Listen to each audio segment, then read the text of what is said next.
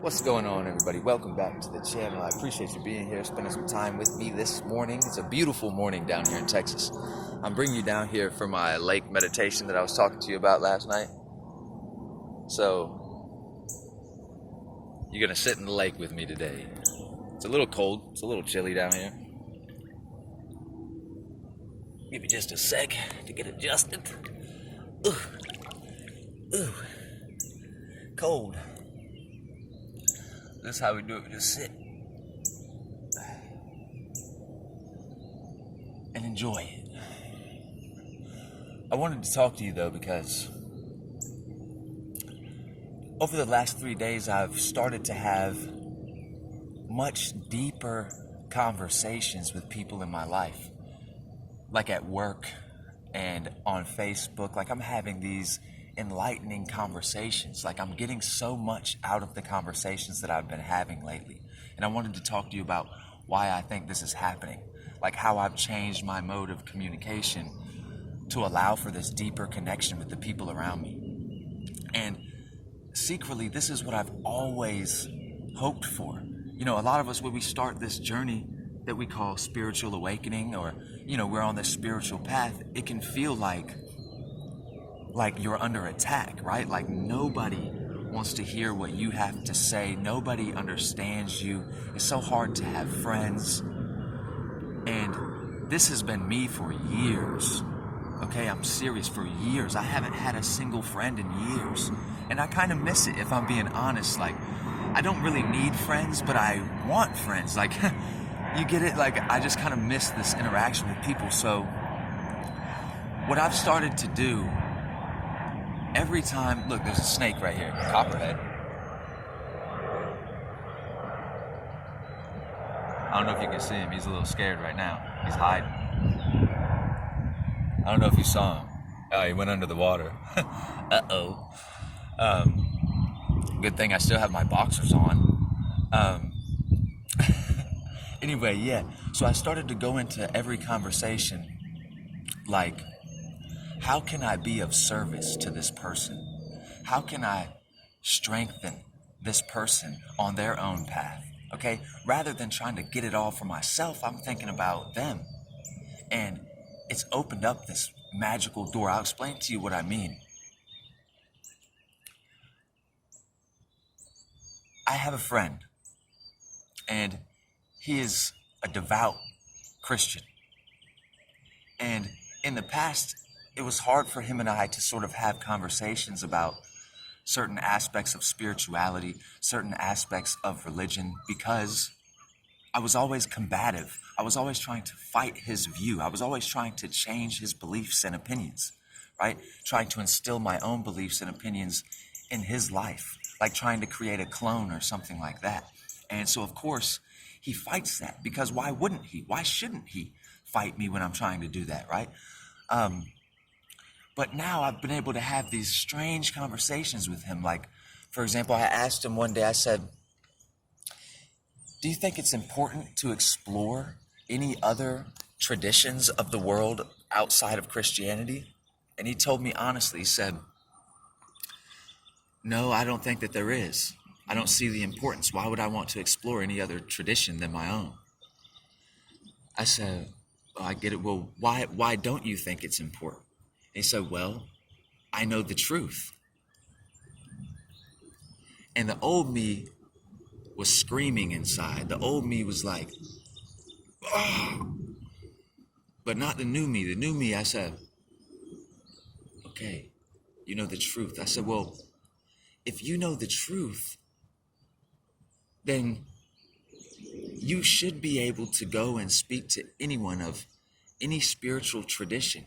And when they relate their experience to you, you should be able to say, oh, I get it. I know exactly what you're talking about. In my tradition, we call that being saved or being born again. And it's through Jesus. You see what I'm saying? So if he was able to explore these other traditions and understand their language, understand their terminology, he would be able to relate what they're talking about to his own spiritual beliefs and deepen an understanding, possibly, right? That's just me, though. I don't like to lock myself into any one category or any label. There's this idea in Christianity of becoming born again, of becoming like a child again. And to me, a child is innocent, right? When a child is first born into this world and they begin to grow and they begin to see the world around them and life, it's completely brand new. It's magical to them. And they will believe any fantasy that the parents tell them, right? So you tell the child about Santa Claus and the Easter Bunny and the Tooth Fairy, and they take this to heart. They believe it because mom or dad said so, but it's true for them. And then, of course, their expectations, their beliefs are shattered somewhere on in the future. But becoming childlike, to me, this is what I'm doing in my conversations. Like, the same way that I feel like my own spiritual path is true, I know that the people around me also feel like their spiritual path is true. So when I start a conversation with my friend who, let's say, is this Christian, I'm able to accept in the moment Christianity. I'm able to interpret everything he's saying and relate it to my own experience. You see what I mean? So it's true for me. I understand that when my friend says, well, I know the truth, I believe him. I believe in him, that he knows the truth. So why wouldn't I want to listen intently to him, right? I have another friend. I'm just trying to be extremely honest in my conversations. I have another friend. He was telling me all of this stuff about the stock market, right? And I could tell, like, he really wanted to tell me this stuff. Like, there was something in here. He just felt like he needed to tell me. So I wanted to trust that, right? But my phone rang, I picked it up, I had to take the call, it was my wife, and he kept trying to talk to me while I was on the phone. That's how important it was to him. So I told him, I said, please, man, hold on. Then I hung up the phone. You know, he said to me, are you even interested in what I'm saying? And I was like, what? Like, dang, is it that important? But I was like, okay, look, let me be honest with you. You're talking to me about the stock market. He said, yeah.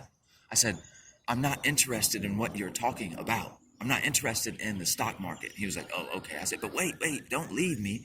I said, I'm interested, very interested in what you have to say. Okay? So just tell it to me. Because while he's talking about the stock market, he's talking about investing, he's talking about how to properly invest and stuff. I'm not using this information to go invest in the stock market. I'm using that information to invest in myself. What is he trying to tell me? Why is it so important that he tell me this? You see? So every single person out there, when I enter a conversation with them recently, this is what I'm doing. I'm accepting that they have their own personal view, that they're on their own path. And I don't want to get in the way of that. I want to get them even deeper. And that's how I've been taking my conversations, right? Just being honest and thinking to myself, how can I be of service to this individual? Not how can I change their mind? How can I show them something more beautiful? How can I allow them to see even deeper beauty in their own spirituality, right? To embrace something even more than that. Becoming childlike to me is like this great innocence of seeing the magic and the wonder all around you, being able to live in your own fantasy. And it's beautiful here. It's beautiful here inside of my head. See, there's a certain part of me that is untouchable by the outside world. Like, I could talk to any Christian and accept their view. But I don't have to adopt their view as my own. But I can still accept everything they're saying in the moment. It's hard for me to explain. But the only reason why I can do this with my friend who's a Christian, and why I keep bringing this up, this idea of Christianity, because I live in the United States of America, most of the people that I talk to that are religious are Christian, or of some Abrahamic religion like this. So, but I have experience here. Like, I walked that path. I've converted to Christianity more than once, right? I was saved. I was born again more than once. So I understand the terminology. I understand the language, because Christianity isn't a religion, okay? Christianity it is a religion, but it's based around fundamental spiritual experiences like being saved, being born again. These are not just prayers that you say, right? There may be a prayer that you say, but you receive inwardly this confirmation from God that you've in fact been saved, that you've in fact been forgiven. This is the real experience of Christianity, right? Being saved, being born again. That's what being a Christian's all about. And I've been saved. You see? So I know exactly what my friend, the Christian, is talking about when he's talking to me, so I can accept it. Right? It's easy for me to accept it. But I've been saved from Christianity as well, by the same Christian God. Like, I first converted to Christianity. I was first saved, and it was a miracle. Okay? I made a video on it. It's called My First Ever Spiritual Experience. If you wanted to check that out, you could check that out so you have more of a context here. But, so I was saved, right? And then I kind of stayed on this path. I kind of fell out of it a little bit. And then my friend who I'm telling you about, this Christian, he invited me to church one day. He said, hey man, come to church. And I'll be there. My whole family will be there. So guess what happened, man? I went to church. He didn't even show up. His family was there, right? And they greeted me. They were waiting for me, looking for me, but he didn't show up. I just think it's funny. That's why I share it. But so I showed up. I was at church, man. I got baptized officially. I had beautiful experiences, man. They start singing songs and I'm in the back crying. You know what I mean? Beautiful experience. And then something started to happen to me because I took this very seriously. My conversion to Christianity, like I became an extremist, a fundamentalist, or whatever you want to call it. Like, this was it. Everything else needs to be exterminated. Everyone needs this. I was that type of guy. And it actually drove me insane because, not just insane, it actually made me suicidal. All of the talk about the devil and hell and questioning myself. Am I good enough? You know, well, I'll never be good enough. I'm just destined for hell. These thoughts drove me insane. Christianity didn't drive me insane, but something else did, something that they call the devil. It drove me insane. And then I was saved from Christianity, right? The same experience that happened to me back then, it happened to me again. And it let me know that it was okay to get out of the church, to not be seeking this fellowship with other people in this sort of context, right? That I can do this everywhere I go. I don't need to be in church. I don't need to partake in a certain religion to be able to share my spirit with the entire world. You see? And then I was continued being saved after this. Every single day, I'm saved from something, some other false delusion. One of the first things I was saved from Christianity was the name Jesus. I was saved, and what a Christian would call God or Jesus told me, and you don't have to call me that. But if you like to call me that, you can call me that, but I have many names. Call me what you want. You see? And every single day, something new, some delusion that I have in my mind, it just falls away. And every layer that falls away, I'm becoming more and more like a child. I'm beginning to see more and more of the magic of the world that's around me, more and more of the beauty. I mean, look at this.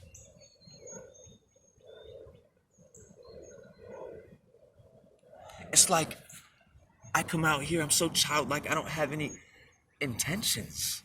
And when I have no intentions, these animals, they don't even notice that I'm here, right? And I'm able to appreciate them in ways that I never knew was possible. Just continuously. This is a path of like generation, destruction, and then regeneration for me. Constantly every day I'm tearing myself down to build myself back up even stronger. Just like when I'm training my body, right? And I'm sorry, this is a longer video, 15 minutes, but I don't know, man. I just love you. I just love you. I don't even know why I share on YouTube. I have no idea what I'm trying to do. I just love you, man. And I love me. I just want to share me with you. You know, man, I have visions, right, of like of the future and how beautiful it could be. And I just want to make sure that we get there. You know what I mean? I've like I said, man, I've seen it. I've seen heaven on earth. In fact, I've seen it so close. It's almost like I'm there already. It's almost like I'm there already. Look at this. Look at this. It feels like I'm in heaven already. And I'm just wondering, what are you waiting for? Just come with me. Just come with me. Remember that question I asked you in the last video? I said, tell me this. There's two people. They go to meet this spiritual master. They go to meet Jesus, and one is sorely disappointed, and the other one experiences a miracle. What's the difference between these two individuals? The difference is faith. The difference is faith. You have to have faith. Have faith in me. Believe in me. Just like I believe in you. Have faith in me. Just like I have faith in you. Because I love you. Love me. Don't be afraid to love me. I'm not afraid to love you. I tell it to the whole world. I love you. I love you, man. Take it easy.